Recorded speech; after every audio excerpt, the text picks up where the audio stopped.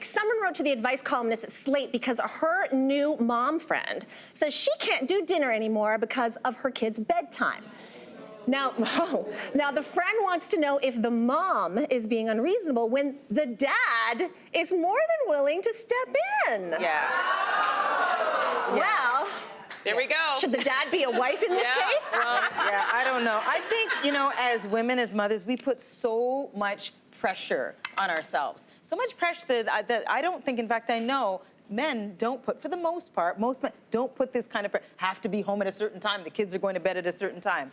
Years ago, I interviewed Gloria Steinem, and she said that she had traveled to university campuses across North America, thousands of campuses, talked to thousands of students. And she said the number one question that she got from young women was, I'm going to graduate, Gloria, I'm going to have a profession, but how am I going to balance kids? What am I going to do about family and work balance? And she said, you know what question she never got from any young man ever in life? Wow. Was that question. Interesting. No young man ever asked her, how am I going to balance my job and my family? We put so much pressure on ourselves as women, we have to stop it. Mm-hmm. We have to stop it.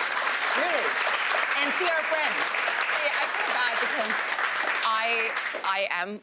I'm that mom because I didn't get to be that mom again when she was little. Right. So now that she's older, I am one of those moms. I don't make plans around dinner time because, How old is your daughter? She's 8 now. Okay. And at bedtime is when all the information comes out, how the day was. It's a very precious moment. It's where we have those difficult conversations and I'm able to tuck her away. We have a little prayer list of all the people that have health crises. We pray for them. It's a very sacred time. Mm-hmm. So for me, I am one of those moms where I'm like, sorry, I can do brunch. I love a boozy brunch. Call me anytime for a boozy brunch. But dinner time, that's a no-no for me. But I think it's interesting because you are being the primary caregiver right now. You're single parenting it. So I think that makes sense. What frustrates me sometimes is when people have a partner and they're supposed to be equal partners in my book, and yet the mom is saying, I've got to go. I may have to make sure I do bedtime.